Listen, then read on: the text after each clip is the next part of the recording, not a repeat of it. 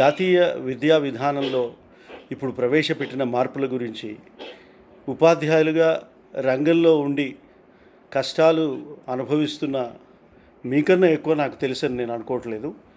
మీరు చాలా ప్రాక్టికల్గా అందులో ఉన్న ఆ, బాగోగులు లోటుబాట్లను అనుభవిస్తున్నారు కొన్ని సంవత్సరాల నుంచి.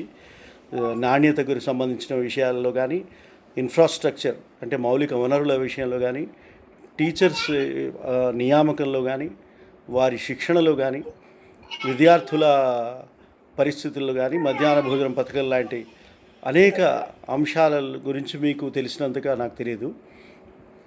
అయితే ఈ పాలసీ అనేది అందరినీ ఎఫెక్ట్ చేస్తుంది అండ్ అందరిపైన ప్రభావం చూపించగలుగుతుంది. మొత్తం దేశం వ్యాప్తంగా ప్రభావం చూపగలిగే ఒక కొత్త విధానం ఇది.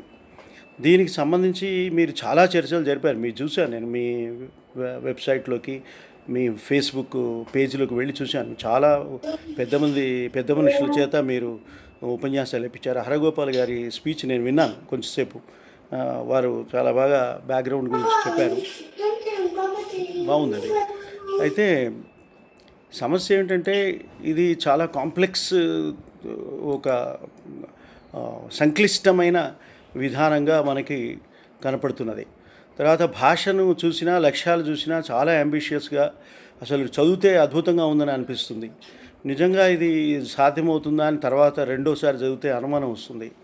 మూడోసారి చదివితే దీనికి ఏమైనా డబ్బులు ఇస్తారా వీళ్ళు ఇవ్వరా అనే అసలు డౌట్ పైకి వస్తుంది.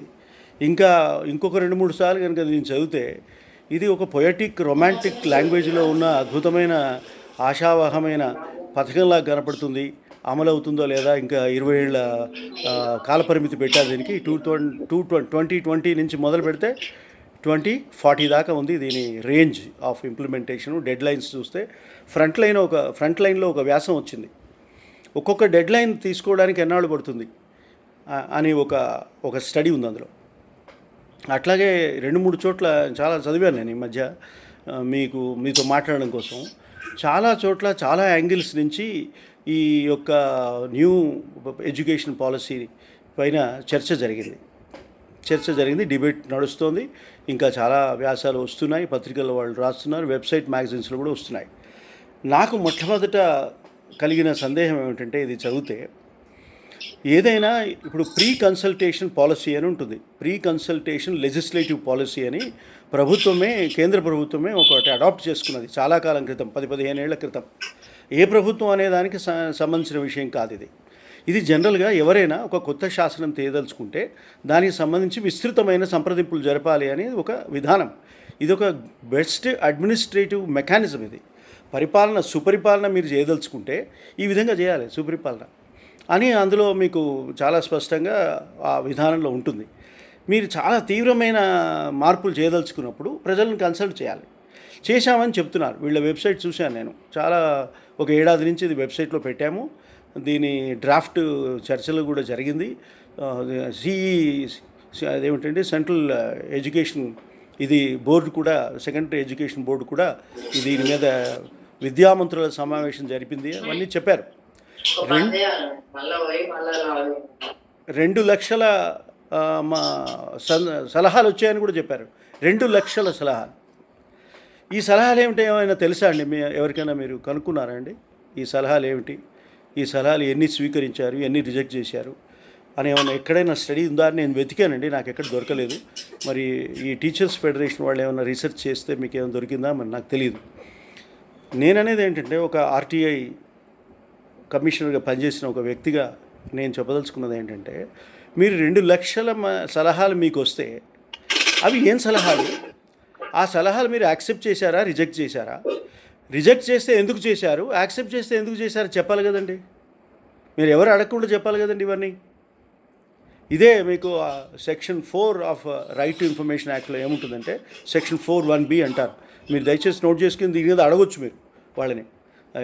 నేషనల్ ఎడ్యుకేషన్ పాలసీ ఫ్రేమ్ చేసిన మంత్రిత్వ శాఖను కానీ మిగతా వాళ్ళని కానీ అడగొచ్చు. ఏమనంటే, మీకు 2 లక్షల సలహాలు వస్తే ఆ సలహాలని ఎవరు పరిశీలించారు? దానికి ఏమైనా కమిటీ వేశారా? ఆ కమిటీ ఎన్ని సలహాలు తీసుకుంది, ఎన్ని సలహాలు తిరస్కరించింది, తీసుకున్న సలహాలు ఏమిటి, దానికి కారణాలు ఏమిటి అనేది చెప్పాలి కదండి. నేను ఒకసారి ఎయిర్పోర్ట్లో వెళుతూ ఉంటే అక్కడికి రఘురామ్ రాజన్ గారు కనపడ్డారు, ఆర్బీఐ. నన్ను పరిచయం చేసుకున్నాను. వాళ్ళని చాలా పాపులర్ వ్యక్తులు వాళ్ళు. ఆర్బీఐ ముందు ఆర్టీఐ చాలా చిన్నది కదా. నేనే వెళ్ళి పరిచయం చేసుకున్నాను. అయ్యా ఇట్లా నేను ఫలానా అని చెప్తే ఆయన చూసి, నేను అడగలే, అప్పుడే డిమానిటైజేషన్ రోజులు అవి. ఆ డిమానిటైజేషన్ రోజు పెట్టి 20 రోజులైంది. అంతా గగ్గోలుగా ఉంది దేశం. ఆయన ఎయిర్పోర్ట్లో దొరికాడు. ఆర్బీఐ మాజీ గవర్నర్ ఆయన అడగాలి కదండి. నేను ఆయన అడగకుండా ఎట్లా ఉంటాం మనం? మనకి అంత ఉత్సాహం ఉంటుంది కదా. అయితే నేను అడగలేదు, ఎందుకంటే ప్రతివాడు ఆయన ఇదే ప్రశ్న వేసి వేధిస్తుంటారు. ఆయన ఏమనుకుంటున్నాడో తెలియదు, ఆయన వ్యూ పాయింట్ ఏమిటో తెలియదు, ఆయన చెప్తాడో లేదో తెలియదు, మనకెందుకు అని అనుకుంటాడేమో అని భయం. అయినా సరే దాంట్లో ఒక డిబేట్లో పెడదాం, ఎందుకంటే ఎయిర్పోర్ట్ లాంచ్లో కూర్చున్నప్పుడు చాలా టైం ఉంటుంది మనకి. నేను చెప్పాను ఇట్లా ఇన్ఫర్మేషన్ కమిషనర్ అండి అంటే, ఆయన నన్ను అడిగాడు. ఫస్ట్ ప్రశ్న ఆయన నన్ను అడిగింది ఏంటంటే, professor can you please tell me if you are going to introduce such a drastic change in the policy of currency and cash flow, is it not the responsibility of the government of India to tell each and every person about its aims, objectives and all that? అన్నాడు. అంటే where is the doubt అన్నాను. Where is the doubt అండి, ఖచ్చితంగా చెప్పాలి. ఎందుకు చెప్పాలంటే ప్రతి వాడు ఎఫెక్ట్ అవుతున్నాడు కనుక చెప్పాలి.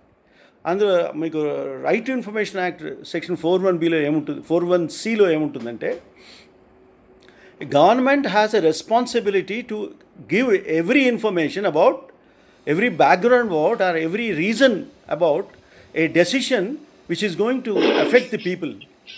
ఎవరిపైన అయితే ఈ విధానం ప్రభావం చూపుతుందో ఆ ప్రభావం పడే ప్రతి వ్యక్తికి మీ విధానంలో మార్పుల గురించి వివరించాల్సిన బాధ్యత, నైతిక బాధ్యత ప్రభుత్వం పైన ఉంది అని చెప్తున్నది. అంత స్పష్టంగా ఉందండి. అసలు ఆ రోజు ఆర్థిక మంత్రికే తెలియదు డిమానిటైజేషన్ గురించి. అరుణ్ జైట్లీ అప్పుడు ఆర్థిక మంత్రి, ఆయన కూడా మనతో పాటు టీవీలో చదువుకున్నాడు, ఓహో డిమానిటైజేషన్ వస్తుందా. గవర్నర్ గారికి తెలియదు, ఆర్బీఐ గవర్నర్ గారికి. ఆర్బీఐ వాళ్ళ board of directors, board of governors ఇచ్చిన రికమెండేషన్ వేరే ఉంది, వీరు చేసిన పని వేరే ఉంది. So when you don't take people in to confidence, when you don't reveal certain things to the people, అప్పుడు మనకి పాలసీ మీదనే కాస్త సందేహం వచ్చే అవకాశం ఉంటుంది. ఇప్పుడు మరి ఈ నేషనల్ ఎడ్యుకేషన్ పాలసీ ఇంత ప్రభావం, ప్రతి పిల్లవాడి మీద ప్రభావం చూపించేది, ప్రతి టీచర్ మీద ప్రభావం చూపించేది, ప్రతి వ్యక్తిని ప్రభావితం చేసేది, ఇంత కీలకమైన నిర్ణయం తీసుకున్నప్పుడు 2 లక్షల సలహాలు వస్తే, నేను ఒక చోట చదివింది ఏమిటంటే, ఒక్క సలహా కూడా టేక్ ఓవర్ చేయలేదు, డ్రాఫ్ట్ ఏది పెట్టారో అదే మళ్ళీ పాలసీగా వచ్చింది అని నేను విన్నా. అది అవునో కాదో నేను చదివే, నాకు టైం లేకుండా పోయింది. ఒకవేళ అదే అయితే ఈ ప్రాసెస్ యొక్క ప్రాశస్త్యం ఏమిటి, దీని అవసరం ఏమిటి, ఇది ఇంతకన్నా దారుణం ఏదైనా ఉంటుందా అని మనం అంతా ఆలోచించాల్సిన ప్రశ్న. సో ఇది మొట్టమొదటి కాన్స్టిట్యూషనల్ ఇష్యూ నేను మీకు ప్రజెంట్ చేశాను. మొట్టమొదటి కాన్స్టిట్యూషనల్ ఇష్యూ ఏమిటంటే, if you want my opinion, if you want to consider my opinion, I have a freedom of speech and expression. Article 19(1)(a) కింద నాకు పత్రికా స్వాతంత్రం, అభివ్యక్తి స్వాతంత్రం ఉన్నాయి. నా మీద నువ్వు రుద్దబోయే విధానం గురించి ముందే తెలుసుకొని నేను దాని మీద విమర్శించే అధికారం నాకుంది. ఈలోగానే నువ్వు అప్రూవ్ చేయడానికి వీలేదు. ఈలోగా నువ్వెవరు అప్రూవ్ చేయడానికి? నన్ను అడిగావా? నా మాట విన్నావా? నా పోనీ స్టేక్ హోల్డర్స్ గురించి టీచర్స్ కాన్ఫరెన్స్ పెట్టారా? ఎడ్యుకేషన్ మినిస్టర్స్ కాన్ఫరెన్స్ పెడితే ఏం లాభం అండి? టీచర్స్ కాన్ఫరెన్స్ పెట్టారా మీరేమైనా? స్టూడెంట్స్ కాన్ఫరెన్స్ పెట్టారా? పేరెంట్స్ కాన్ఫరెన్స్ పెట్టారా? లేదా ఈ పాఠశాల యాజమాన్యాల కాన్ఫరెన్స్ పెట్టారా? ప్రైవేట్ పాఠశాల యజమానులతో మీటింగ్లు పెట్టారా? ప్రైవేట్ యూనివర్సిటీ మేనేజర్స్తో మీటింగ్ పెట్టారా? ఎవరిని అడిగారు మీరు అనేది ప్రశ్న అండి. సవాల్, చాలా తీవ్రమైన సవాల్ ఇది. సో మొట్టమొదట ఈ పాలసీ ప్రతి పౌరుడి అభివ్యక్తి స్వాతంత్రానికి భిన్నంగా ఉంది, దానికి వ్యతిరేకంగా ఉంది, దానికి అవకాశం కల్పించని విధంగా ఉంది. ఇది మొట్టమొదటి రాజ్యాంగ ఉల్లంఘన నా ఉద్దేశంలో. ఇక రెండోదండి, పార్లమెంట్లో ప్రవేశపెట్టారా మీరు? లేదు. ఇంత పెద్ద నివేదిక, ఇంత పెద్ద మార్పు పోనీ పార్లమెంటరీ స్టాండింగ్ కమిటీ కన్నా వెళ్ళిందా? లేదు. స్టాండింగ్ కమిటీ పరిశీలించకుండా అసలు ఏది రావడానికి వీల్లేదు కదా. జాయింట్ పార్లమెంటరీ సెలెక్ట్ కమిటీ ఉండాలి.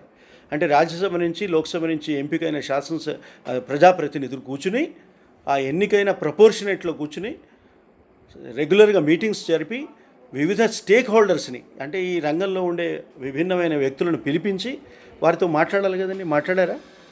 మాట్లాడలేదు. మరి పోనీ పార్లమెంట్ ఉన్నప్పుడైనా ప్రవేశపెట్టారా? అది లేదు. ఇప్పుడు ఇది ఎవరూ చర్చించకుండా, ఎవరిని అడగకుండా, అడిగితే చెప్పిన లక్షల సలహాలు పాటించకుండా క్యాబినెట్ని ఆమోదించింది అని మీరు కోవిడ్ డేస్లో, అది కూడా కోవిడ్-19 అనే ఒక భయంకరమైన మహమ్మారి దేశం అంతటా ప్రబలి, ప్రపంచం అంతటా ప్రబలి, ఎవరిని బయటికి రానియకుండా, ఎవడి ఉద్యోగం వాడిని చేసుకోనియకుండా, టీచర్లు కూడా కంప్యూటర్ల ముందు కూర్చునే పరిస్థితి వస్తే ఇక మీరు ఎవరితో ఎక్కడ డిస్కషన్ జరగడానికి ఎక్కడ ఆస్కారం ఉంది? పోనీ ఇటువంటి పరిస్థితి ఉందనే తోశారా? గొప్ప సంస్కరణ మేము చేస్తున్నాం అనే ప్రచారం చేసుకోవడానికి వీలుగా దీన్ని తోశారా అనేది ఒక అనుమానం వస్తుంది. అంటే పరిస్థితులు చర్చకు అనుగుణంగా లేనప్పుడు, పార్లమెంట్ సమావేశం అయ్యే పరిస్థితి లేనప్పుడు, సమావేశాలు జరపడం అసాధ్యమైనప్పుడు, ప్రజారోగ్యమే సంక్షోభంలో ఉన్నప్పుడు, అసలు మహమ్మారి దారిన పడి ఎవడన్నా బతుకుతాడా చస్తాడో తెలియని భయంకరమైన పరిస్థితిలో నీవు ఇటువంటి మార్పులు ప్రతిపాదన తీసుకొచ్చి క్యాబినెట్ ఆమోదించింది అని అంటే ఇది పార్లమెంటరీ ప్రజాస్వామ్య వ్యవస్థకి రాజ్యాంగ మౌలిక విలువలకి వ్యతిరేకమని ఇది రెండో అభ్యంతరం నాది. ఇది ఇక మూడోదండి, చాలా ప్రధానమైనది, రైట్ టు నో అని మన అందరికీ ఉందండి. రైట్ టు నో అనేది అంటే it is not a positive right listed under article 21. కానీ తెలుసుకుంటే తప్ప మనిషి సక్రమంగా బ్రతకలేడు గనక, బ్రతికే హక్కు మనిషికి ఉంది గనక తెలుసుకునే హక్కు కూడా బ్రతికే హక్కులో భాగము అని ఎన్నెన్నో సుప్రీంకోర్టు జడ్జిమెంట్స్ ఉన్నాయి. అంటే ఏంటండి, మీ జీవన హక్కులో ప్రధానమైన కాంపోనెంట్ భాగము తెలుసుకునే హక్కు. తెలుసుకునే హక్కు అంటే రైట్ టు నో అండి, రైట్ టు ఇన్ఫర్మేషన్ కాదు.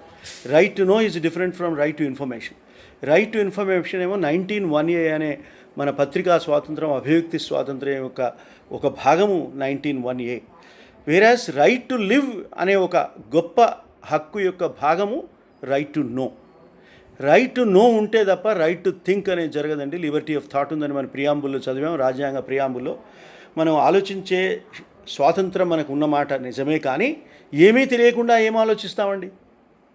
సో ఏదో తెలుసుకుంటేనే ఆలోచిస్తాము, ఆలోచిస్తేనే మాట్లాడతాము. అంటే మాట్లాడే స్వాతంత్రం నిజంగా నేను ఉపయోగించుకోవాలంటే నాకు తెలుసుకునే స్వాతంత్రాన్ని నేను ఉపయోగించుకోవాలి. తెలుసుకునే స్వాతంత్రము అంటే సమాచార హక్కు మాత్రమే కాదు, ఇది మొత్తం విజ్ఞానాన్ని తెలుసుకునే హక్కు. అంటే రైట్ టు ఎడ్యుకేషన్ కూడా ఈ రైట్ టు నోలోకి వస్తుంది. కనుకనే మీరు జాగ్రత్తగా గమనిస్తే 2004లో అనుకుంటా, 2002లోనూ ఈ రాజ్యాంగ సవరణ చేసి 21A ప్రవేశపెట్టారు కదండి. 21A అంటే ఏంటండి? రైట్ టు నో అనే, రైట్ టు లైఫ్ అనే 21వ అధికరణం కింద రైట్ టు నో అనే 21A పెట్టారు. అంటే ప్రభుత్వానికి కూడా తెలుసు, ప్రభుత్వానికి కూడా ఏం తెలుసండి, జీవించే హక్కులో తెలుసుకునే హక్కు ఒక భాగం, చదువుకునే హక్కు ఒక భాగం, విద్యా హక్కు ఒక భాగం అని తెలుసు. వాళ్ళకి ఆ మాత్రం తెలుసు. నేను ఇదివరకు అనుకునేవాడిని, ఈ ప్రధానమంత్రులు, కేంద్ర మంత్రులుగా, ఎంపీలుగా పనిచేస్తున్న వాళ్ళలో చాలామందికి మనము రాజ్యాంగంలో ట్రైనింగ్ ఇవ్వాలి, భారత సంవిధానంలో ఇస్తే వాళ్ళు కొంచెం బాగా దాని గురించి తెలుసుకొని పరిపాలిస్తారు అని నాకు ఒక అనుమానం ఉండేది. కొన్నాళ్ళ క్రితం ఇట్లా డిమాండ్ చేస్తుండేవాడిని నేను ప్రతిసారి. ఇప్పటికీ చేయదలుచుకున్నాను నేను. కాకపోతే నాకు ఇప్పుడు అనిపించేది ఏంటంటే వీళ్ళందరికీ తెలుసు, చెప్పేవాళ్ళు కూడా ఉన్నారు. అటార్నీ జనరల్ ఎక్కడ ఉంటాడు, ఇక్కడ అడ్వకేట్ జనరల్ ఉంటారు, వాళ్ళు వెళ్ళి చెప్తాడు తప్పకుండా. లా సెక్రటరీ ఉంటాడు, ఆయన కూడా వివరిస్తాడు. కానీ వీళ్ళు అవేం వినరు, వాళ్ళు చెప్పేది వినరు, తమ చేయదలుచుకునేదే చేస్తారు. అంటే ఇది తెలిసి చేసే వ్యవహారాలు, ఇవన్నీ తెలియక చేసేవి కాదు.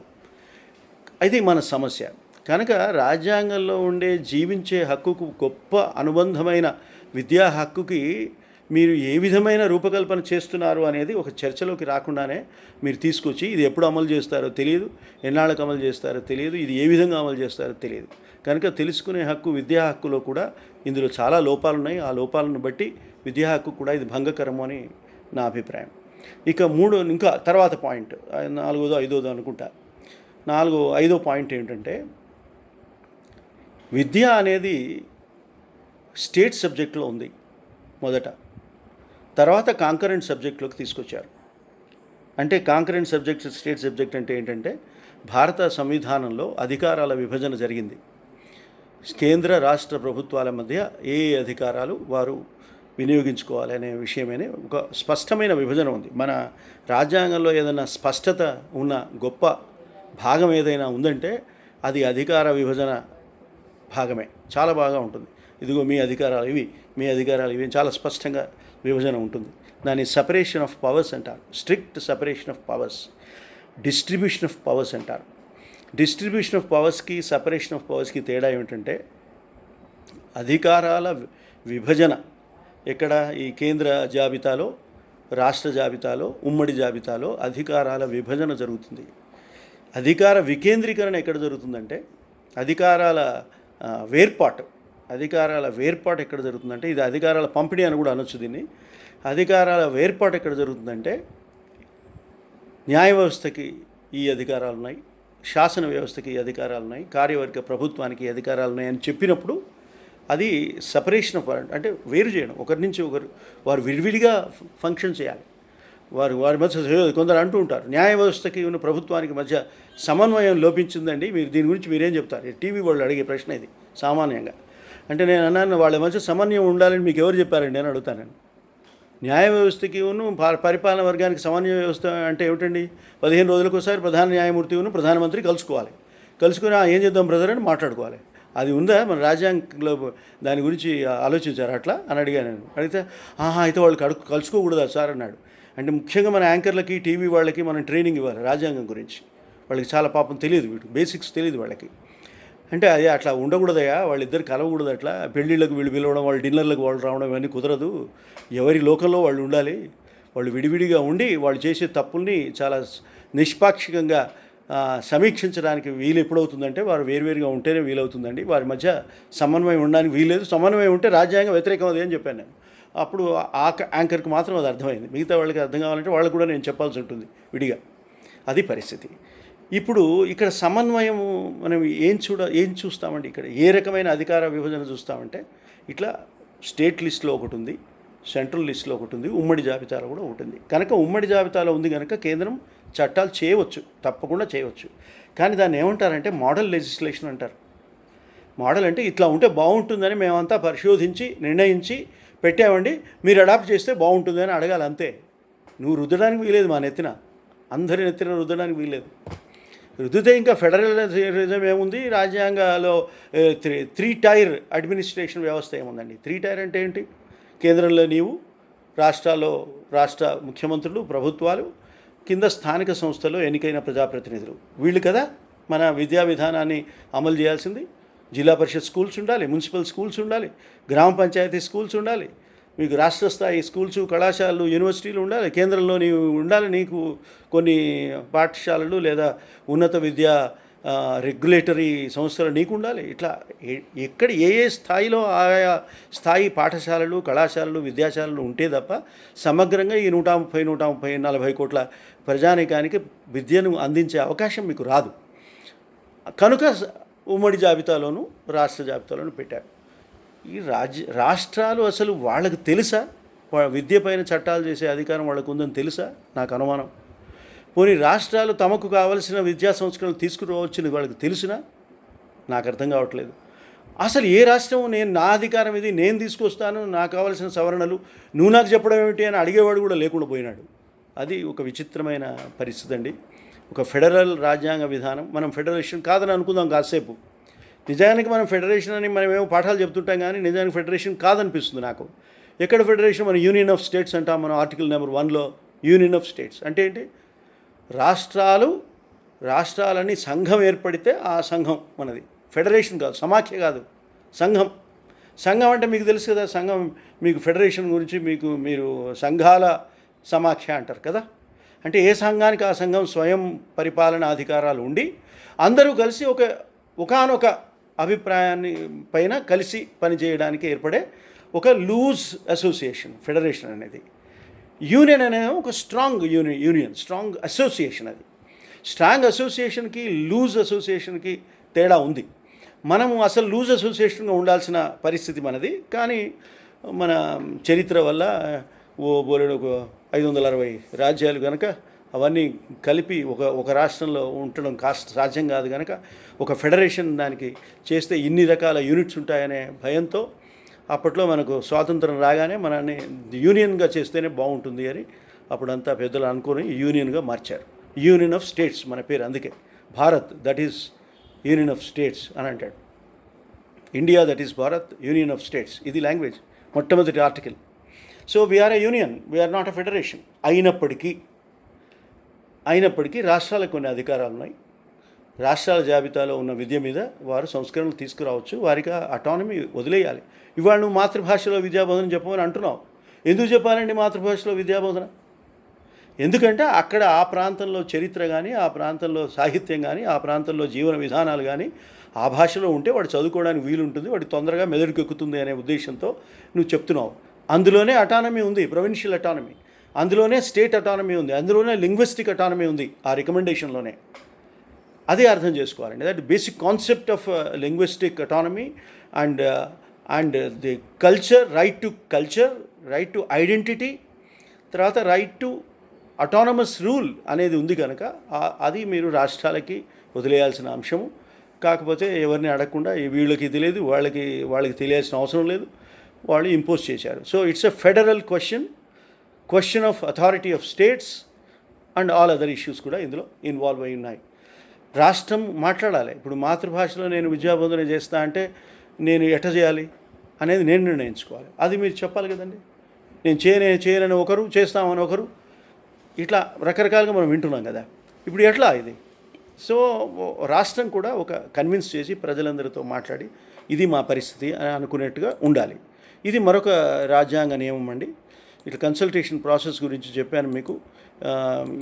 ఇంకా మీకు ఒకటి ప్రధానమైన ఇంకొక మాటనండి, అన్నిటికన్నా ముఖ్యమైనది ఇది నేను చెప్పదలుచుకున్నది, ఈక్వాలిటీ అండి. ఈక్వాలిటీ మనకు 2 పదాలు ఉన్నాయి. మనకు న్యాయ వ్యవస్థలోనూ జనరల్గా రాజ్యాంగ సంవిధాన భాషలో కూడా మనకు 2 పదాలు కనపడతాయండి. ఈక్వాలిటీ అండ్ ఈక్విటీ అని కనపడతాయండి. ఈక్వాలిటీ అంటే ఏమిటంటే అందరినీ సమానంగా చూడడం. ఈక్విటీ అంటే ఏమిటంటే సమానంగా ఉండని వారికి సమానత్వ అవకాశాలు కల్పించే ప్రత్యేక సదుపాయాలు చేయడం ఈక్విటీ. మీకు రాజ్యాంగం ఈక్వాలిటీకి రిజర్వేషన్లు ఈక్వాలిటీకి మినహాయింపు అని చెప్తుంటారు మన వాళ్ళంతా. నేను అది ఒప్పుకోను. రాజ్యాంగంలో కొన్ని రిజర్వేషన్లు ఇవ్వడం అనేది ఈక్విటీకి ఉదాహరణ. ఈక్విటీ లేని ఈక్వాలిటీ లేదు. ఈక్విటీ అనేది సమత. తెలుగులో మాట్లాడుకోవాలంటే ఈక్విటీ అంటే సమత, ఈక్వాలిటీ అంటే సమానత. సమానతకి సమతకి తేడా ఏమిటంటే అందరిని గుర్రాన్ని గాడిదని నువ్వు ఒక గాటిని కట్టలేవు. గుర్రం వేరు, గాడిద వేరు, 4 కాళ్ళు, తోక, తలకాయ అన్నీ సమానమే. కానీ అయినా లక్షణాలు కొన్ని వేరున్నాయి కదా. మరి దాన్ని చూడవా? గాడిదలను తీసుకొచ్చి గుర్రాల క్లాస్లో కూర్చోబెట్టి పాఠం చెప్పగలవా? చెప్పలేవు కదా. కనుక గుర్రాలని గుర్రాల్లాగా చూడాలి, గాడిదల్ని గాడిదలాగా చూడాలి.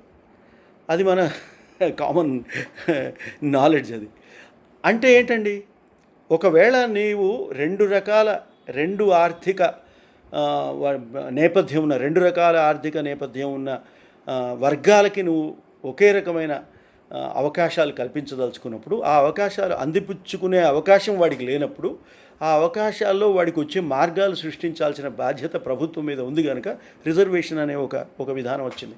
Reservation is not an exception to equality class, it is an extension to equality class అని చెప్తాం మేము పాఠాల్లో, రాజ్యాంగ పాఠాల్లో చెప్తాం. It is not an exception, it is an extension.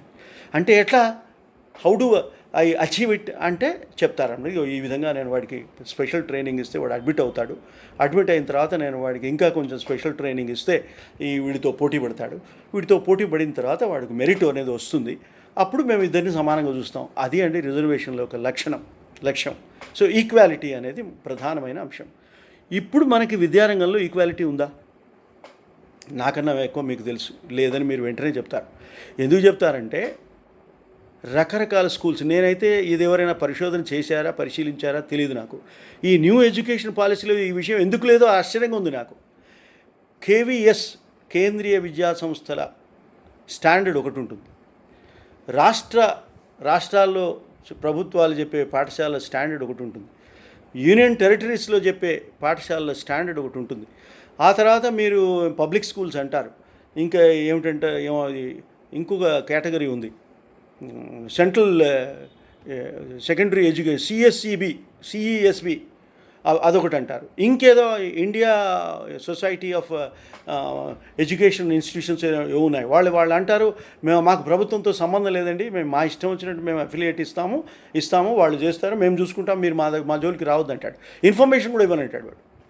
అని మరి పబ్లిక్తో డీల్ చేసేవాడివి నువ్వు ఇన్ఫర్మేషన్ ఎందుకు ఇవ్వవురా నాయన అంటే, మేము గవర్నమెంట్ నుంచి ఒక్క పైసా తీసుకోవట్లేదు కదండి, అయినా నువ్వు సర్టిఫైయింగ్ అథారిటీ, అఫిలియేటింగ్ అథారిటీ అంటే, అయినా సరే మాకు మేము చూసుకుంటున్నాం కదా సార్, మీతో మాకేం సంబంధం అంటాడు.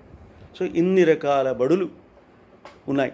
గుడులు ఎన్ని రకాలుగా ఉన్నాయో బడులు కూడా అన్ని రకాలుగా ఉన్నాయి. ఇప్పుడు ఈ ఇన్ని రకాల బడులలో రాబడులు చూసుకునే బడులే తప్ప చదువు చెప్పే బడులు ఏమైనా రాబడి మనకు ప్రధానమైన లక్ష్యం, కానీ చదువు ఎక్కడ లక్ష్యంగా ఉన్నది.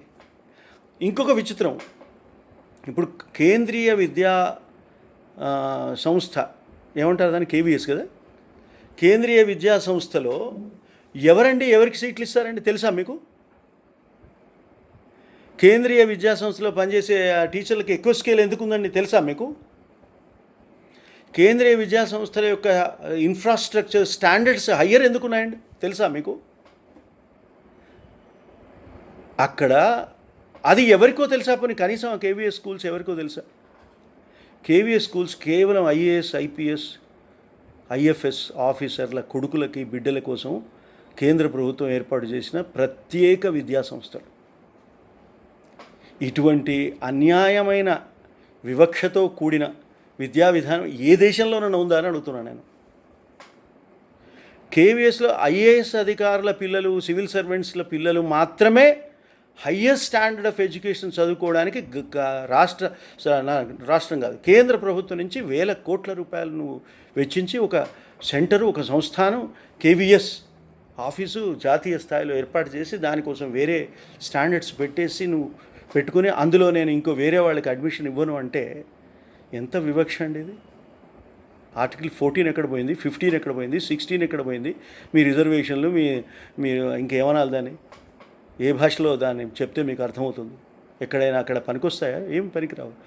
పోనీ కేవీఎస్ స్టాండర్డ్ ఎడ్యుకేషన్కు అంటే పిల్లలు బాగా చదువుకోవాలంటే ఈ స్టాండర్డ్స్ ఉండాలని కేంద్ర ప్రభుత్వానికి తెలుసు అనంటే కదండి కేవీఎస్ పెట్టిందంటే.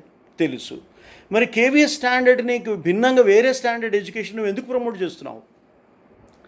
వేరే ప్రైవేట్ ఇన్స్టిట్యూషన్స్ ఆ స్టాండర్డ్ కాకుండా వేరే స్టాండర్డ్లు చెప్తుంటే నువ్వు ఎందుకు ఊరుకుంటున్నావు? Why are you not prescribing KVS standard education for all schools in this country? This is my question. ఇది ఎవరు అడగరు, ఎవరికి తెలియదు. నాకు ఆర్టీఐ క్వశ్చన్స్ వస్తుంటే ఏమిటి కేవీఎస్ అంటే, లేదండి ఎంపీ గారు రికమెండ్ చేస్తే 2 సీట్లు ఇస్తాడట. ఆ ఏరియా ఎంపీ గారు చేస్తే ఆ ఏరియాలో ఉన్న బడికి 2 సీట్లు ఇస్తాడు. ఈ 2 సీట్లను ఆ ఎంపీ గారు ఎంతమందికి ఇస్తాడండి పాపం? మీద పడి పీక్కు తింటారు కదా తెలిసిన వాళ్ళంతా. ఆయన ఎవరికి ఇవ్వాలో ఆయనకు తెలియదు. కొందరు దానికి వెలగట్టి విలువ పెట్టి దాని మీద కూడా రాబడి చూసుకుంటారు. ఈ బడి ద్వారా కూడా రాబడి చూసుకునేవాళ్ళు కొందరు ఉన్నారు. వాళ్ళు కూడా వాళ్ళ జోలికి మనం పోవద్దు. మరి ఇది ఎట్లా అండి? అందులో కేంద్ర ప్రభుత్వ ఉద్యోగులకి అంటాడు. మళ్ళీ కేంద్ర ప్రభుత్వ ఉద్యోగులు అంటే చివరికి కింద సూపరింటెండెంట్లు, వాళ్ళు క్లర్కులు. నేనన్నా కేంద్ర ప్రభుత్వ ఉద్యోగి అంటే కేంద్ర ప్రభుత్వంలో అటెండర్గా పనిచేసేవాడు కూడా ఉద్యోగే, కేంద్ర ప్రభుత్వ ఉద్యోగం. అవునా కదా? అవును. వాడి కొడుకు ఎందుకు ఇవ్వమంటా నేను అన్న గొడవ పెట్టుకున్నా ఒకసారి ఢిల్లీలో. పెట్టుకొని నా దగ్గర అటెండర్గా పనిచేసి వాడి కొడుక్కి సీట్ ఇప్పించాను నేను, నానా తంటాలు పడి. అయితే సిస్టంలో లేదు అది. నేనేదో ఎవరికో అడిగితే పెద్ద మనిషి ఆయన నా మీద అభిమానంతో ఈయనేదో గొడవ చేస్తాడేమని కొంచెం భయం కూడా ఉండొచ్చు, ఆ భయంతో ఆయన చేసినాడు. కానీ ఒక సిస్టంలో లేదే అది.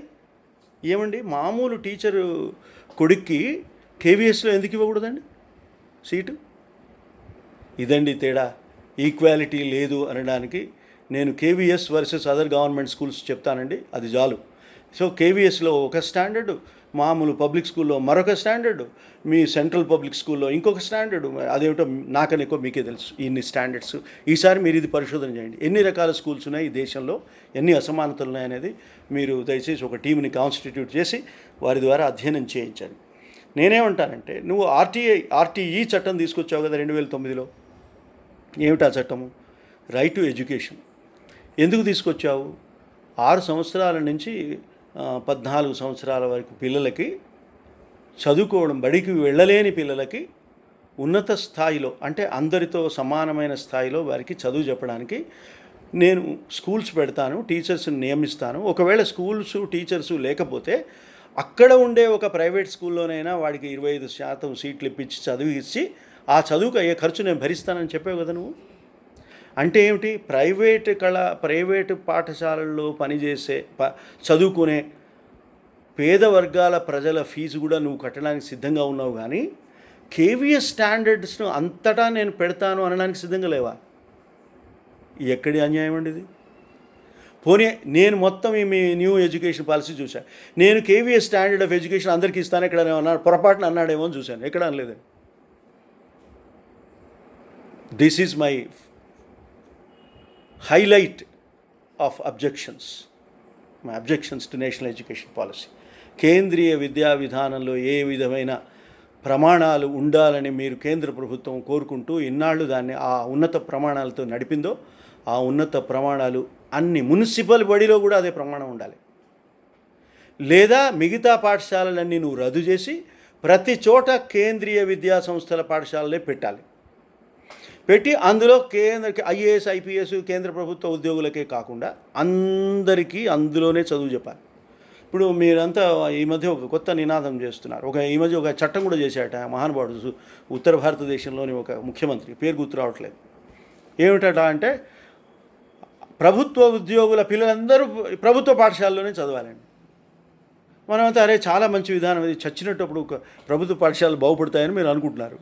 నా అబ్జెక్షన్ ఏమిటంటే, నువ్వెవరి నాకు చెప్పడానికి నేను ఏ స్కూల్లో చదువుకోవాలి? ఇప్పటికే ఆ ప్రభుత్వ ఉద్యోగాన్ని నువ్వు నాశనం చేసావు. వాడి నీ దగ్గర ఉద్యోగం చేస్తూ వాడు బానిస అయిపోయాడు, వాడు ఫినిష్ అయిపోయినాడు, వాడికి హక్కు లేవు, పాడు లేవు. ఇప్పుడు అవుట్ సోర్స్ అన్నా ఇంకేదో అన్నా వాడి బతుకంతా ఏదో అయిపోయింది. వాడి కొడుకులు కూడా నీ దగ్గరే చదువుకోవాలి, చెడిపోవాలా? వాడి కొడుకు కూతురు కూడా నీ దగ్గరే, నీ ప్రభుత్వ స్టాండర్డ్ లేని బడిలో, టీచర్ రాని బడిలో, టీచర్కి శిక్షణ లేని బడిలో, టీచర్లను డబ్బులు తీసుకొని బదిలీ చేసే బడిలో నా కొడుకు నేను ఎందుకు చదివించాలండి? Simply because I'm your employee? What is this kind of imposition? అని నా యాంగిల్, ఇది నా విమర్శ angle. It is not correct. ఎవడైనా కోర్టుకు పోతే ఇది 100% కొట్టేస్తారు ఈ ఉత్తర్వుని, ఈ చట్టాన్ని. అది కరెక్ట్ కూడా కాదు. నువ్వు కేవీఎస్ స్టాండర్డ్ చదువు అన్ని చోట్ల పెట్టు, నువ్వు నాకు శాసనమే అక్కర్లేదు, నేనే వెళ్ళి నా కొడుకుని చేర్చేస్తాను అందులో, నాకు చట్టాలతో పనే లేదు.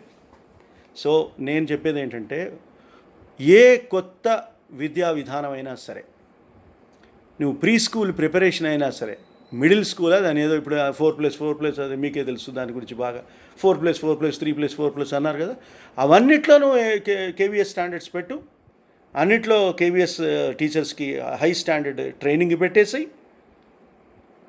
హయ్యర్ స్కేల్స్ ఇచ్చేసి, ఇన్ఫ్రాస్ట్రక్చర్ క్రియేట్ చేయి, పాఠం చెప్పు, నాకు అభ్యంతరం. అది నిజమైన కొత్త విద్యా విధానం. మీరు 4+ అంటారా, 4+ అంటారా, మీ ఇష్టం. 3+2+4 అనుకోండి. అవి ఏం లేదు, నామెన్క్లేచర్ మార్పండి. హెచ్ఆర్డి మినిస్టర్ విద్యాశాఖ అయినట్టు, విద్యాశాఖ హెచ్ఆర్డి మినిస్టర్ అయినట్టు. మీకేమిటండి తేడా? ఆడే ఉంటాడు అతను, ఆ పోఖ్రియాల్ ఆయన పేరు ఉంటాడు, రమేష్ పోఖ్రియాల్ ఉంటాడు. లేకపోతే ఇరానీ, అంతకుముందు ఉండే కదండి ఇరానీ, ఆమె ఉంటారు.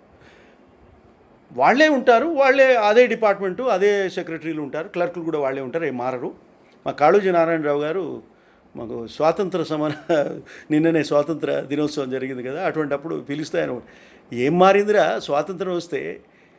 జెండా మారింది, దండా కూడా మారలేదు తెలుసా నీకు అన్నాడు. అంటే ఆ కర్ర కూడా మారలేదట. అట్లా మేము విద్యాశాఖను తీసుకొచ్చి హెచ్ఆర్డి చేస్తే, హెచ్ఆర్డిని తీసుకొచ్చి విద్యాశాఖ చేస్తే ఏం మార్పు వస్తుందండి మీకు? అట్లనే మీ 4+4+ మీరు ఏమైనా మార్పు ఉందని అనుకుంటే మీకే తెలియాలి, నాకు తెలియదు. అది నేను దాని జోలికి పోదలుచుకోలేదు. అందులో ఏముందో నాకన్నా ఎక్కువ మీకే తెలుసు కనుక ఆ విషయాలు నేను పెద్దగా చెప్పదలుచుకోలేదు. కాబట్టి మీరు ఏదైనా 4+4+ అనండి, మీరు ఏదో ప్లస్ పెట్టండి, కానీ యూనిఫామ్ స్టాండర్డ్ ఆఫ్ ఎడ్యుకేషన్ ఇవ్వండి. It is not my demand, it is the mandate of the constitution. I'm not demanding it, I'm asking you to implement the constitution which you are suppose to. So article 14 demands. ఇంకొకటి తెలుసా, 15లో ఒక exception ఉంది. Article 15లో ఒకసారి ఇక్కడ రాసుకోండి, మీరు చదువుకోవాలి, మీరు. I request you to read. 15లో ఏముందంటే, ప్రభుత్వ ధనంతో నిర్మించిన ఏ వనరులో కానీ, ఏ పబ్లిక్ ఇన్స్టిట్యూషన్ కానీ, ఏ వనరు కానీ వివక్ష, దాంట్లో ప్రవేశానికి యాక్సెస్కు వివక్ష ఉండడానికి వీల్లేదు. అంటే ఒక చెరువు కట్టారు మీరు, చెరువు కట్టి ఫలానా వాడు రావడానికి వీల్లేదంటే మీరు మధ్యయుగం నాటి మనుషులు అన్నట్టే కదా, అన్టచబిలిటీ ఉందన్నట్టే కదా. దానికి ఫలానా వాళ్ళు రావడానికి వీల్లేదు, బిలో ది పావర్టీ లైన్ రావడానికి వీల్లేదంటే ఏమన్నట్టండి? నా అర్థం ఉందా? మీకు తెలుసా, మనకు హైదరాబాద్లో ఒక పెద్ద హైవే ఉంది, పివి నరసింహారావు హైవే అని దానికి పేరు. ఎక్కడికి పోతే స్ట్రైట్గా మీరు ఎయిర్పోర్ట్లోనే దిగుతారు, మధ్యలో ఎవడు మిమ్మల్ని ఆపడు. ఎంత గొప్ప సంస్కరణ అండి అది. అసలు ఇంత గొప్ప సంస్కరణ ఊహించారా మీరు స్వాతంత్రం వచ్చిన తర్వాత అని మనం అంతా మెచ్చుకొని. అసలు దాంట్లో ఉన్న సమస్య ఏమిటో తెలుసా? నువ్వు 3 వీలర్స్ని 2 వీలర్స్ని ఆపడానికి నువ్వెవడి అసలు? నీకెక్కడ ఉంది అధికారం దాని మీద? 4 వీలర్సే వెళ్ళాలి, హెలికాప్టర్లోనే దిగాలి, బోయింగ్ 737లోనే ప్రయాణం చేయాలని నువ్వు పెట్టొచ్చునా? నేను నిబంధనలు పెట్టొచ్చా? రాజ్యాంగం ఒప్పుకుంటుందా? ఒక్కడ అడగలేదు ఇంతవరకు. నా డబ్బులతో నువ్వు రోడ్డు కడతావు, అక్కడ బ్రిడ్జ్ చేస్తావు 16 కిలోమీటర్లో 11 కిలోమీటర్లో, నేను బైక్ మీద నేను దాని మీద రావద్దంటే కావాలంటే రోడ్డు వెడల్పు చేసుకొని ఒక ఛానల్లో విడిపోవాలని చెప్పు, రెగ్యులేట్ చెయ్యి. Regulation is not prohibition and you are prohibiting in the name of regulation. It is not correct. నేను ఒక జడ్జి గారిని తీసుకొచ్చా, ఢిల్లీ జడ్జి గారిని, మురళీధర, మీరు వినే ఉంటారు. జడ్జి గారిని నల్సార్లో పనిచేస్తున్నప్పుడు ఆయన ఉపన్యాసం ఏమంటే ఎయిర్పోర్ట్కి పోయి నేను రిసీవ్ చేసుకొని తీసుకొస్తున్నాను. ఈ పివి నరసింహారావు హైవే గురించి చెప్తున్నాను, దాని యొక్క వైభవాన్ని. ఇది పివి నరసింహారావు హైవే అండి, 11 కిలోమీటర్లు, మీరు ఎక్కడ దిగరు, అద్భుతం, పైకి హై లెవెల్లో ఉంటారు మీరు, చూడండి ఎంత నగరం ఎంత అందంగా కనపడుతుందో, ఇవన్నీ మేము చెప్తున్నాం అనమాట, వంది మాగుదుల్లాగా చెప్తుంటే అవునా అవునా అని చూస్తున్నాడు ఆయన. అవును professor, I'm not finding 3 wheelers and 2 wheelers అన్నాడు ఆయన. చూడండి ఎంత కీన్ అబ్జర్వేషన్. అంటే దే ఆర్ ప్రొహిబిటెడ్ అన్నా. నేను professor, constitutional law professor, what are you saying? How can anybody be prohibited like that? అంటే we have done it and nobody is questioning sir అన్న. ఆయన ఆశ్చర్యపోయాడు. ఇట్లా కూడా ఉంటుందా ఈ దేశంలో అన్నాడు. ఇట్లా కూడా ఉంది. ఎన్నేళ్ళ నుంచి ఉందో మీకు తెలుసు, నేను చెప్పాల్సిన పని లేదు. సో కేవీఎస్ అనే ఒక ప్రభుత్వం నిర్మించిన విద్యా వ్యవస్థలో, ప్రజల నిధులతో నిర్మించిన విద్యా వ్యవస్థలో ప్రజలలో కొన్ని వర్గాల వారికి ప్రవేశం నిషేధం అంటే రాజ్యాంగ వ్యతిరేకం కాదండి? సంవిధానంలో సమానత సూత్రానికి భిన్నం కాదా? భంగకరం కాదా? ఇది ప్రశ్న. సో ఈ ఈక్వాలిటీని, ఈక్విటీని, క్వాలిటీతో కూడిన ఈక్వాలిటీని ఇవ్వలేకపోతే ఈ విద్యా విధానం యొక్క గొప్పతనం ఏముంటుందండి? ఈ విద్యా విధానం బాగుందని ఎట్లా అనాలండి? ఈ విద్యా విధానం 2040 నాటికి మీరు అమలు చేస్తే ఈ దేశం అంతా అందరూ చదువుకుంటూ హాయిగా చదువుకుంటూ ఉంటారని నేను ఎలా నమ్మాలి అని నా ప్రశ్న.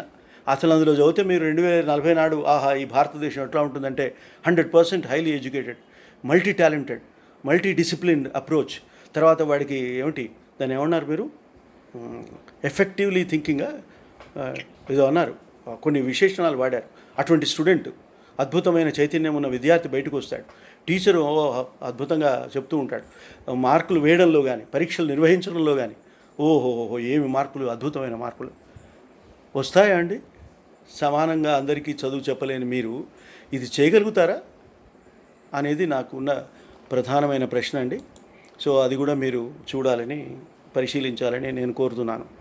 ఇక లాంగ్వేజ్ ఫార్ములా బ్రీఫ్గా దేని గురించి, ఎందుకంటే ఇది కూడా కాన్స్టిట్యూషనల్ ఇష్యూ కనుక మాట్లాడుతున్నాను. మీకు ఒక ఆర్టికల్ 350 అని ఒకటి ఉందండి. అందులో ఏముంది తెలుసురా? మీరు మీ బాధలను చెప్పుకునే విజ్ఞప్తి పత్రాన్ని 22 భాషల్లో ఏ భాషల్లో అయినా ఇవ్వచ్చు అని ఉందండి. ఎంత బాగుంది కదా ఆర్టికల్. మనకి ఎవరు చెప్పరు ఇది, మనం అప్పుడప్పుడు ఏదో ఇటువంటి సందర్భం రాకపోతే మనం కూడా చదవం. ఎంత బాగుందండి ఈ ఆర్టికల్. కానీ ఇందులో పెద్ద లోపం ఏమిటంటే ఏ భాషలో అయినా ఇవ్వచ్చు అన్నాడు, కానీ దాన్ని వెంటనే కన్సిడర్ చేయాలని రాయలేదు. అంటే పాపం వాళ్ళు అది కూడా రాయడం ఎందుకు, ఇవ్వచ్చు అంటే కన్సిడర్ చేస్తారు కదా అని పాపం రాజ్యాంగ నిర్మాతలు ఆ విధంగా ఆశాభావంతో ఉన్నారు. ఇప్పుడు మనంతా ఎంత ఆశాభావంతో ఉన్నామండి న్యూ ఎడ్యుకేషన్ పాలసీ చూసి. We are all waiting for 2040. 2040 వస్తే ఈ దేశం మొత్తం అందరూ చదువుకున్న వాళ్ళు అయిపోయి ఓటర్లు కూడా చాలా ఆలోచించి ఓట్లు వేసేంత చైతన్యం వస్తుందని కదా మనం అంతా సంతోషిస్తున్నాం దీనికి కదా. అది వాళ్ళు కూడా పాపం ఎట్లే ఆశాభావంతో వాళ్ళు 350 రాశారండి. ఒక్కడన్నా తెలుగులో ఆర్టీఐ వేస్తే జవాబు ఇస్తాడా తెలుగులో? మా ఆర్టీఐలో, ఆంధ్రప్రదేశ్లో ఆర్టీఐలో చేసే వాళ్ళకి తెలుగు వచ్చు, రాదని నేను అనను, కానీ వాళ్ళు తెలుగులో జవాబిస్తున్నారా అనేది ప్రశ్న. తీర్పుల వలన తెలుగులో ఇస్తారా? కనీసం సాక్ష్యాలు తెలుగులో నమోదు చేసుకునే వాళ్ళు ఉన్నారా ఈ దేశంలో? మీరు తెలుగు మాతృభాషలో విద్యాబోధన అని మీరంతా ఒప్పుకుంటారని నాకు తెలుసు, మీరంతా అదే మాట్లాడతారు. నేను కూడా మాతృభాష ప్రేమికుడిని, నేను తెలుగులో కవిత్వం అంటే నాకు ఇష్టం, తెలుగు భాష అంటే ఇష్టం. కానీ నేను ఒక మాట అడుగుతాను, ఇవాళ పాస్పోర్ట్ ఏ భాషలో అప్లికేషన్ పెట్టుకోవాలండి? పాస్పోర్ట్కి పాస్పోర్ట్ వదిలేయండి, ఏదో విదేశాలకు పోయేవాడు. రేషన్ కార్డుకి ఎందులో పెట్టాలి చెప్పండి సార్ నాకు దయచేసి. పోనీ రేషన్ కార్డు కూడా వదిలేయండి. టెలిఫోన్ సిమ్ కార్డు, ఆ రిలయన్స్ జియోనో ఏదో ఇంకో ఏదో ఎయిర్టెల్లో ఏ భాషలో పెట్టుకోవాలండి? ఇంగ్లీష్లో పెట్టుకోవాలి. ఇంగ్లీషు తెలుగులో చదువుకున్నవాడు ఇంగ్లీష్లో అప్లికేషన్ పెట్టుకోగలుగుతాడా? పెట్టుకోలేడు. కనుక జగన్మోహన్ రెడ్డి పాలసీకి పాపులారిటీ ఉంది. కంచె ఏలయ్యే డిమాండ్ కూడా అదే. నేను అది పూర్తిగా సమర్థించటంలే, కానీ నేను మీకు చెప్తున్నా, భాషలో ఉండే ప్రాబ్లం చెప్తున్నా మీకు. తెలుగు భాషని కన్నడ వాళ్ళు కన్నడ అభివృద్ధి చేసుకున్నట్టుగా, తమిళ వాళ్ళు తమిళ భాషను అభివృద్ధి చేసుకున్నట్టుగా, మలయాళం వాళ్ళు చేస్తున్నట్టుగా తెలుగు వాళ్ళు చేసుకోవట్లేదు. తెలుగు భాషని మనం వదిలేస్తాం. ఇప్పుడు తెలుగులో మీకు విద్యాబోధన చెప్తే వాడు నేర్చుకోవడానికి సిద్ధంగా లేడు. వాళ్ళు అడుగుతున్నారు చాలామంది ప్రశ్నలు ఏంటంటే, మీ పిల్లల్ని మీరు ఏం చదివిస్తున్నారని అడుగుతున్నాడు. నిజంగా జవాబు లేదు దానికి. మన తరం తర్వాత ఇప్పుడు వేణుగోపాల్ గారు, నేను, రమణ గారు, మనం ఏదో తెలుగులో ఇప్పుడు ఉపన్యాసం, నెక్స్ట్ మీరు తెలుగు సార్ ఇంగ్లీష్లో మాట్లాడతారా అని అడుగుతారు. మీ next generation federation, teachers federation. అప్పుడు మనం ఇంకేం చేద్దామండి? 7 అంటే ఎంత అని అడుగుతాడు వాడు. 7 అంటే ఏమిటి సార్ ఇంగ్లీష్లో చెప్పండి అండి. 7 అంటే 7 రా అని చెప్పాలి మనం. ఆ పరిస్థితి వస్తుంది మనకి. సో ఇది ఆలోచించాల్సిన విషయం. అయినా నేనేమంటానంటే, లాంగ్వేజ్ అనేది స్టేట్ డెసిషన్కి వదిలేయాలి, నువ్వు డిసైడ్ చేయడానికి లేదు. ఎట్ ది సేమ్ టైం ఇంకోటి ఏం చేయాలంటే, హిందీ సంస్కృతం నువ్వు డెవలప్ చేయాలని అనుకుంటున్నప్పుడు దానికి నువ్వు ఒక ప్రత్యేకమైన ప్రోత్సాహకాలు ఇవ్వాలి, డబ్బులు ఇవ్వాలి, స్కీమ్స్ ఉండాలి. ఇస్తే as your 3 language formula, 2 language formula అన్నీ ఒకటే. నేను కమిషన్లో ఉన్నప్పుడు, సెంట్రల్ ఇన్ఫర్మేషన్ కమిషన్లో ఉన్నప్పుడు, ఏదో విషయంలో హిందీ వస్తే హిందీలో మాట్లాడమంటే హిందీలో మాట్లాడాను నేను. మాట్లాడితే మా చీఫ్ కమిషనర్ ఆశ్చర్యపోయాడు. నువ్వు ఎట్లా వచ్చు హిందీ, నువ్వు తెలుగు వాడివి కదా, నీకు హిందీ రాదు అంటే, నేర్చుకున్నాం కనుక వచ్చు. అంటే మీరు అక్షరాలు రాస్తారా అంటే రాసి చూపించారు. ఆయన పేరు నా పేరు ఇంగ్లీష్లో హిందీలో రాసి, మీరు రాయడం కూడా రాస్తారా? హిందీలో నోట్స్ తీసుకున్నాను, అది కూడా చూపించాను. మరి చాలా బాగుందండి ఇది అన్నాడు. అంటే నేను అడుగుతాను మిమ్మల్ని, ఇప్పుడు మీరు ఇన్ని ప్రశ్నలు వేశారు కదా నన్ను, మీరు నార్త్ ఇండియాలో ఉంటారు కదా, గొప్ప ఆఫీసర్ కదా మీరు, సౌత్ ఇండియాలో ఒక్క భాష నేర్చుకుంటే మీ ముళ్ళేమైందండి అని అడిగా.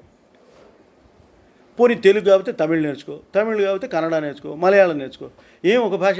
నేషనల్ ఇంటెగ్రిటీ నేను హిందీ నేర్చుకుంటే వస్తుంది కానీ నువ్వు తెలుగు నేర్చుకుంటే రాదా అని అడిగానండి. అది షాక్ అయిపోయాడు. ఇటువంటి ప్రశ్న ఎవడో వేయలేదు అన్నాడు.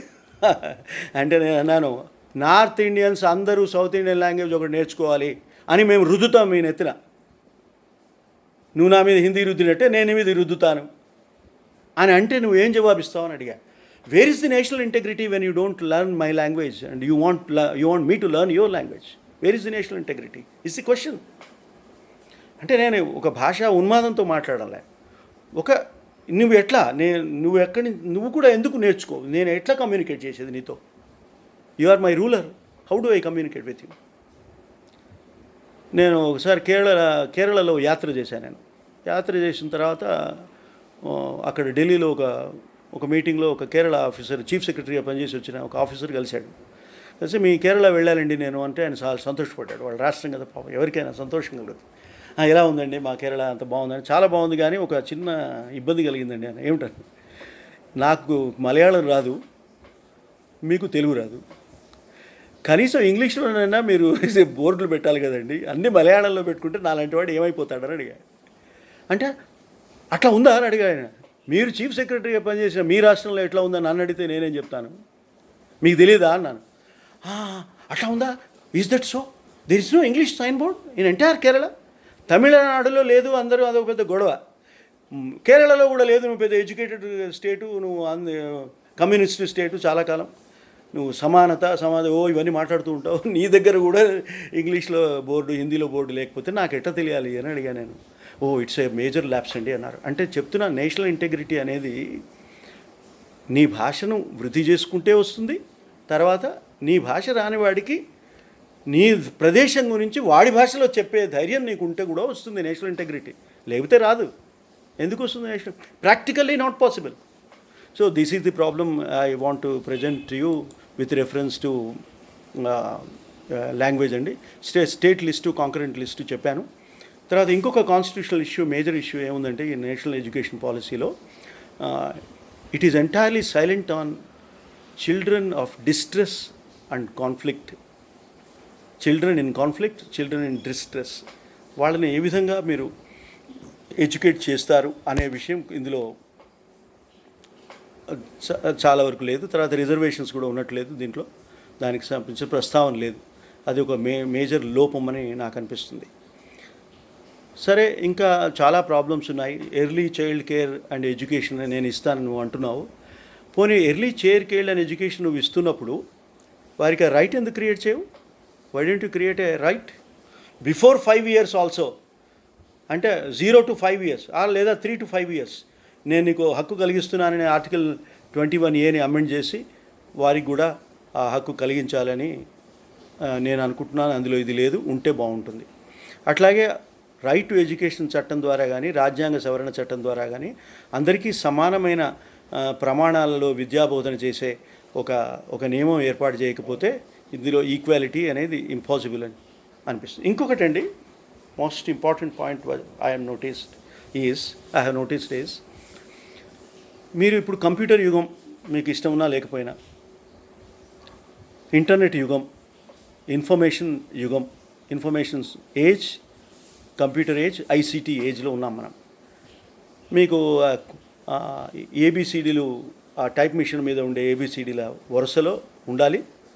అది 10 వేళ్లతో టైప్ చేయడం నీకు వస్తేనే రేపు పొద్దున నువ్వు బతుకుతావు ఈ దేశంలో కాదు, ఈ ప్రపంచంలో. ఎక్కడైనా టైపింగ్ నేర్పే ప్రస్తావన ఉందండి? ఎక్కడైనా ఈ విద్యా విధానంలో టైప్ ఇన్స్టిట్యూట్స్ నా చిన్నప్పుడు ఉండేవి మా ఊళ్ళో. ఇప్పుడు టైప్ ఇన్స్టిట్యూట్స్ కూడా లేవు, స్టెనోగ్రఫీ ఇన్స్టిట్యూట్స్ లేవు. వాళ్ళందరూ 2 వేళ్లతో టైప్ చేస్తారు. ఏఎస్డిఎఫ్ జేకేఎల్ సెమికోలన్ అనే అది రాదు ఎవరికి. నేను నా సొంత ఎక్స్పీరియన్స్ చెప్తున్నాను. నేను నా చిన్నప్పుడు 1969లో స్కూల్కి పోయే రోజుల్లో నేను టైప్ ఇన్స్టిట్యూట్కి వెళ్ళి ఇంగ్లీష్ టైప్ నేర్చుకున్నాను. పరీక్షలు పాస్ కాలేదు టైప్ ఇన్స్టిట్యూట్ పరీక్షలు, కానీ నాకు టైపింగ్ వచ్చు. 10 వేళ్లతో టైపింగ్ చేయడం వచ్చు. ఈ 10 వేళ్లతో టైప్ చేయడం నాకు రావడం వల్ల, ఆ తర్వాత నేను తెలుగులో టైప్ చేయడం కూడా నేను నేర్చుకోవడం వల్ల ఇవాళ నేను ఇన్ని రకాల వ్యాసాలు రాయగలుగుతున్నాను. నేను కమిషనర్గా 25,000 తీర్పులు ఇవ్వగలిగాను. ఎట్లా ఇవ్వగలిగానంటే నేను స్టెనోగ్రాఫర్ల మీద డిపెండ్ అయ్యి నేను లేను కనుక ఇవ్వగలిగాను. మా కోలీగ్స్ అంతా, మా ఆఫీసర్స్ అంతా స్టెనోగ్రాఫర్కి డిక్టేట్ చేస్తారు. వాడు వీలైనన్ని తప్పులు, ఈయన తప్పులు ఆయన తప్పులు కూడా జోడించి కొత్త తప్పులు సృష్టించి వాడు మళ్ళీ టైప్ చేసిస్తే ఈయన మళ్ళీ కరెక్ట్ చేస్తే, వాడు మళ్ళీ తప్పులు చేస్తే మళ్ళీ కరెక్ట్ చేస్తే, ఇట్లా 3-4 సార్లు అయిన తర్వాత తుదిది ఈయన 4 సార్లు వాడిని తిట్టడం, వాడు వీడిని తిట్టుకోవడం జరిగిన తర్వాత ఒక ఫైనల్ కాపీ వస్తుంది. నాకు ఆ పరిస్థితి లేదు. నేను స్ట్రైట్ అవే ఫెయిర్ కాపీ కొట్టేసుకుంటాను. I save lot of time. అట్లా నేను చాలా టైం సేవ్ చేయడం వల్ల నేను రోజుకి 25-30 తీర్పులు ఇవ్వగలిగిన. సొంతంగా నేను కొట్టుకున్నాను, లేదా వాడు కొడుతూ ఉంటే నేను వాడి సాఫ్ట్ కాపీ తీసుకొని, మా అసిస్టెంట్ చేసిన సాఫ్ట్ కాపీ తీసుకొని స్ట్రైట్గా కంప్యూటర్లోనే సవరించి నేను ఫైనల్ కాపీ తయారు చేసుకున్నాను. I did not depend much on the others. ఇది నేర్పే అవకాశం ఏదైనా ఉందండి నూతన విద్యా వ్యవస్థలో? ఐసీటీని సింక్రనైజ్ చేస్తాము, ఇన్ఫర్మేషన్ కమ్యూనికేషన్ టెక్నాలజీని సింక్ చేస్తాము అంటారు, కానీ వాడికి టైప్ చేయడమే రాదు. నువ్వు ఈ సింక్ ఏం చేస్తావు? అందులో నీకు టైప్ చేసే వ్యవస్థే దీంట్లో లేదు, ఈ నేర్పే మెకానిజమే లేదు, ఆ టెక్నాలజీలో ప్రతిపాదన కూడా లేదు. నీకు ఎప్పుడు చేస్తావు నువ్వు ఇది? So this is another major defect. Computer literacy is totally absent and you have to do it. చెప్తున్నావు కానీ మోస్ట్ ఇన్ఎడక్వేట్ ప్రొవిజన్ ఉంది దాంట్లో. సరే, చాలా పాలసీలు వచ్చాయి. నేను దాని గురించి మీకు చెప్పదలుచుకోలేదు. సింగిల్ రెగ్యులేటర్ అన్నారు. Single regulator higher education institution ఏమిటది? కౌన్సిలా? దాని ఏదో అన్నారు, కౌన్సిల్. ఏమిటండి ఇది చేస్తుంది కౌన్సిల్? దాని కింద 4 సబార్డినేట్ సంస్థలు ఉంటాయి. ఆ 4 సబార్డినేట్ సంస్థల ద్వారా ఒక అపెక్స్ బాడీ ఆఫ్ రెగ్యులేటర్ ఉంటుంది. అది మొత్తం దేశాన్ని ఇది చేస్తుంది, రెగ్యులేట్ చేస్తుంది. ఈ మధ్య మీరు కేంద్ర ప్రభుత్వం జారీ చేసిన, నేను ఎన్ని నిమిషాలు మాట్లాడానండి? 50 minutes మాట్లాడి మీకు వదిలేనా క్వశ్చన్ ఆన్సర్కి?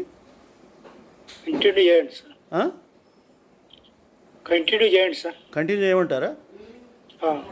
అంటారు కానీ మరి మీరు వినేవాళ్ళు వినే ఓపిక ఉందో లేదో మనకు తెలియదు కదా.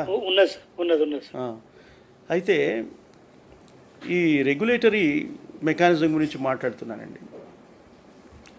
ఇంతమంది రెగ్యులేటరీస్ ఉంటే, ఈ రెగ్యులేటరీస్ అందరిపైన ఒక అపెక్స్ రెగ్యులేటరీ ఉంటే, ఈ 140 కోట్ల మంది ప్రజలకి రకరకాల విద్యాబోధనలు చేసేంత సామర్థ్యాన్ని ఆ రెగ్యులేటరీని నడిపే సామర్థ్యం వీళ్ళకు ఉంటుందా అనేది నా డౌట్. ఒక ఎఫిషియన్సీ ఫ్యాక్టర్, ఎఫికసీ ఫ్యాక్టర్ తీసుకుంటే ఐ డౌట్ దీస్ థింగ్స్ అండి. సరే, ఇది కూడా పక్కన పెట్టండి. ఇప్పుడు కేంద్ర ప్రభుత్వము ఈ మధ్యకాలంలో 5-6 చట్టాలు చేసింది, ఇంక్లూడింగ్ సవరణ, మన ఆర్టీఐ చట్టానికి సవరణ. అవన్నీ చూస్తే మీకు కనపడేది ఏంటంటే, మొట్టమొదట అధికారాల కేంద్రీకరణ జరుగుతుంది, centralisation of powers, first point. Second point, bureaucratisation of powers జరుగుతుంది. అంటే ఏంటి? ముందు అన్ని రాష్ట్రాలకు ఉర్రగొరిగేసి పూర్తిగా గుండు కొట్టేసి వాళ్ళ అధికారాలన్నీ తీసుకొచ్చి, ఆ జుట్టంతా తీసుకొచ్చి కేంద్రం గుప్పిట్లో పెట్టుకుంటుంది. ఢిల్లీ ఇంద్రప్రస్థం గుప్పిట్లో పెట్టేసుకుంటుంది. పెట్టుకున్న తర్వాత ఆ గుప్పిటి ఎవరికి ఇస్తుందండి? ఒక ఐఏఎస్ ఆఫీసర్కి, ఒక ఐసీఎస్ ఆఫీసర్కి, ఒక ఐపీఎస్ ఆఫీసర్కి.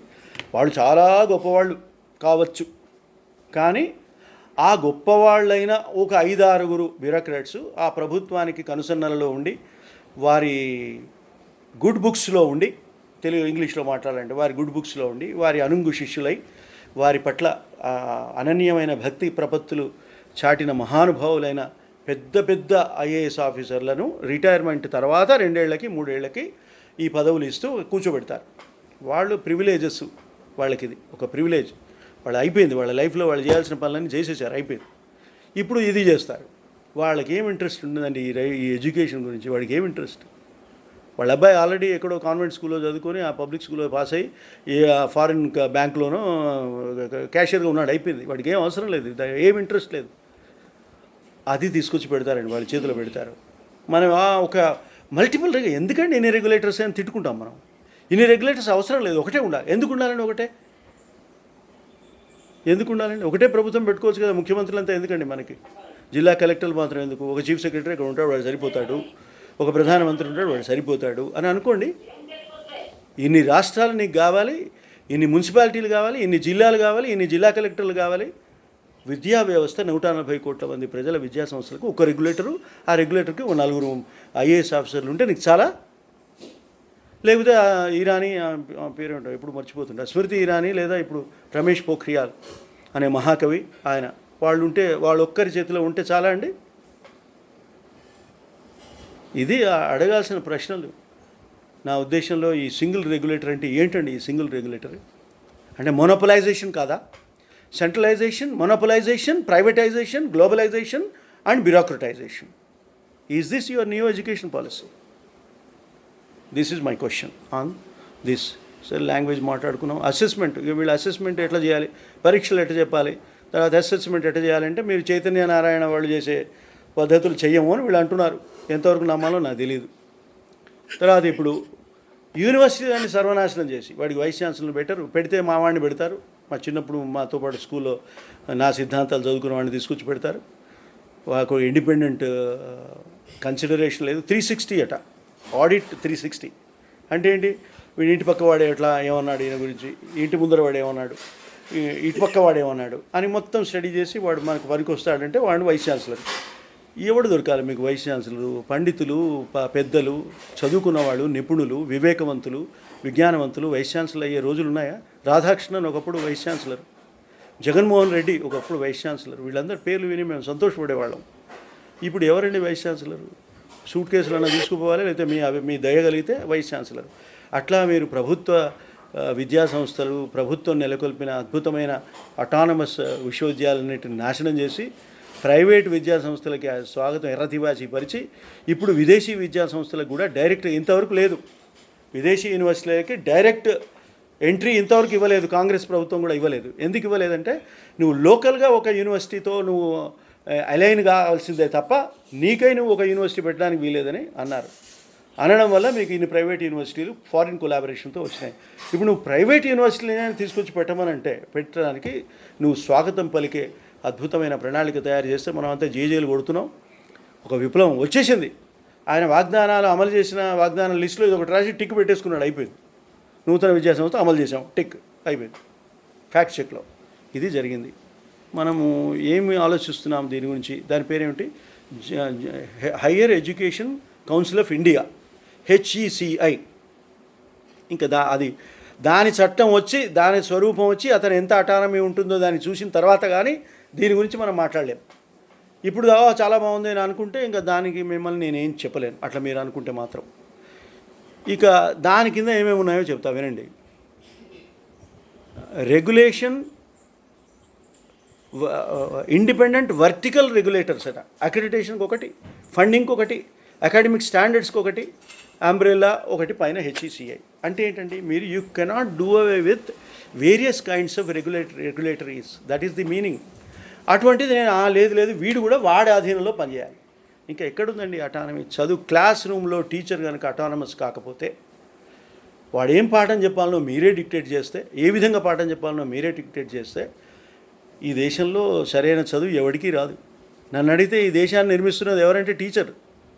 ఎందుకంటే ఆ క్లాస్ రూమ్లోకి పోయిన తర్వాత ఆయన స్వయంగా ఆయనకి ఉన్న వివేకంతో, ఆయనకున్న అనుభవంతో ఏది చెప్తే పిల్లలకి బాగుంటుందని ఆ పిల్లవాడి గురించి కూడా తెలిసి ఉన్నవాడు కనుక ఆ పిల్లవాడికి ఇది చెప్తే బాగుంటుందనే ఒక స్వతంత్రమైన నిర్ణయం తీసుకొని, ఒక అటానమస్గా ఆలోచించి, అతనికి కావాల్సిన రీతిలో ఆ చదువు చెప్పే ఆ స్వాతంత్రం ఆ టీచర్కి ఉంటేనే ఆ ఎదురుగా ఉన్నవాడు బాగుపడతాడు. తర్వాత వాడిని గుర్తుపెట్టుకొని ఆ టీచర్, నమస్కారం సార్, మీరు చిన్నప్పుడు నాకు ఈ పాఠం చెప్పారని వాడు గుర్తుపెట్టుకుంటాడు. లేకపోతే ఈ విద్యా సంస్థ ఇప్పుడు మీ న్యూ ఎడ్యుకేషన్ పాలసీ లాగా ఉండేది. సో ఈ టీచర్ అటానమీని రక్షించండి, ఎడ్యుకేషనల్ వ్యవస్థ అటానమీని రక్షించండి, ఎడ్యుకేషన్ రెగ్యులేటరీ యొక్క అటానమీని కూడా రక్షించండి, ఎడ్యుకేషన్ రాష్ట్రాలలో ఉన్న అటానమీని ఎడ్యుకేషన్ మీద రక్షించండి అని నేను చెప్పదలుచుకున్నానండి. ఇక ట్రాన్స్పరెన్సీ లేదు ఇందులో ట్రాన్స్పరెన్సీ సంబంధించి ఎక్కడా మాట్లాడలేదు. అసలు ఈ విద్యా విధానమే ట్రాన్స్పరెన్సీ లేకుండా మొదలైందని మీకు మొదలే చెప్పాను. ట్రాన్స్పరెన్సీ, పారదర్శకత ఎక్కడుందండి?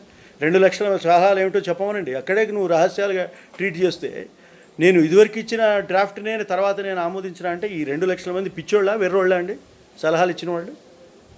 సో ట్రాన్స్పరెన్సీ లేదు. ఇంకొకటి కార్పొరేటైజేషన్, అది భయంకరమైన కార్పొరేటైజేషన్ కనపడబోతోంది. ఇంకా నిన్న ఆయన స్పీచ్లో కూడా చెప్పాడు, నేను వ్యవసాయంలో కూడా విప్లవాత్మకమైన మార్పులు చేస్తున్నా అంటే అదేమిటో ఇంకా మీరు ఆలోచించుకోండి. ఆ విప్లవాత్మకమైన మార్పులు అన్ని పంటలు మనం పండిస్తుంటాం, ఇంకా రకరకాల పంటలు. So this is what I thought of telling you అండి. ఇందులో ఏముందో నాకన్నా ఎక్కువ మీకే తెలుసు కనుక అందులో ఏముందో నేను చెప్పను. నా దగ్గర ఉంది, నేను మెటీరియల్ నేను అంతా చదువుకున్నాను, నా కోసం చదువుకొని మీతో మాట్లాడుతున్నాను. దిస్ ఈజ్ ది ప్రాబ్లం అండి. 650 ఫారిన్ ఎడ్యుకేషన్ ప్రొవైడర్స్ ఉన్నారు ఇప్పుడు ఈ దేశంలో, తెలుసా మీకు? 650 ఫారిన్ ఎడ్యుకేషన్ ప్రొవైడర్స్. వీళ్ళు ఏం చేస్తారంటే బ్రోకరేజ్ చేస్తారు. అంటే ఇక్కడ పిల్లల్ని వేటాడి, మార్కెట్ అన్నమాట వాళ్ళు. ఈ బ్రోకర్ అంటే వాళ్ళకి కోపం వస్తుంది, మన మీద కేసు కూడా పెడతారేమో బహుశా. బ్రోకర్ అనొద్దు, వాళ్ళు ఎడ్యుకేషన్ ప్రొవైడర్స్ అని. అద్భుతంగా ఉంటుంది కదా, చాలా బాగుంటుంది పదం. ఎడ్యుకేషన్ ప్రొవైడర్ వాడు ప్రొవైడ్ చేస్తాడు నీకు, కన్సల్టెంట్ లేదా ఇంకేదో అటువంటివి 650 ఉన్నాయండి. ఇక ఇప్పుడు మీరు ఈ దుకాణాన్ని ఓపెన్ చేసి ఫ్లడ్ గేట్స్ తెరిచారనుకోండి, పోలవరం గేట్లు తెరిచేయండి, వస్తాయి, గషింగ్ వాటర్ వచ్చేస్తుంది, మీకు గ్లోబలైజేషన్ జరిగిపోతుంది. తర్వాత 4 ఇయర్ మల్టీ డిసిప్లినరీ బ్యాచిలర్స్, ఇది ఒకటి నాకు అర్థం కాని అంశాలు 2 ఉన్నాయండి. ప్రొఫెసర్గా ఉన్నప్పటికీ నాకు 2 విషయాలు అర్థం కాలేదు ఈ విద్యా వ్యవస్థలో. ఏమిటంటే ఇది ట్రాన్స్ఫార్మేటివ్ గ్రేడింగ్ సిస్టమ్.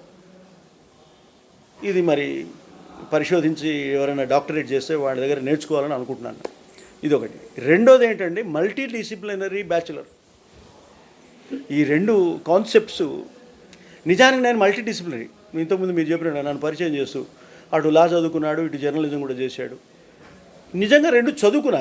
నా ఇంటర్ డిసిప్లినరీ కాదు ఇది నాది. నేను 2 డిసిప్లిన్స్ చదువుకున్నా. దీన్ని ఇంటర్ డిసిప్లినరీ అని ఎట్లా అంటారో నాకు తెలియదు.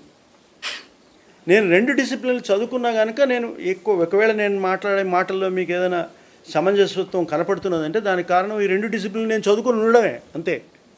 ఇంకేం లేదు దానికి, వేరే నాకు ఇంకేం ప్రతిభ ఏం లేదు నాకు.